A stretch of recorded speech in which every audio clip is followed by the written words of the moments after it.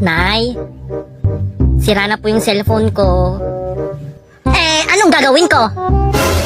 Bilhan mo naman ako ng bago, Nay. Bilhan? Hay nako anak, wala akong pera.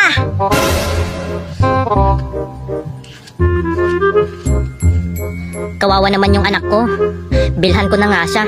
Ayan, nakabili na ako ng bagong phone niya. Isi-surprise ko nga yung anak ko na kunwari, ang laman nito, chocolate, pero cellphone pala. Ilalagay ko na dito, ipaprank ko siya.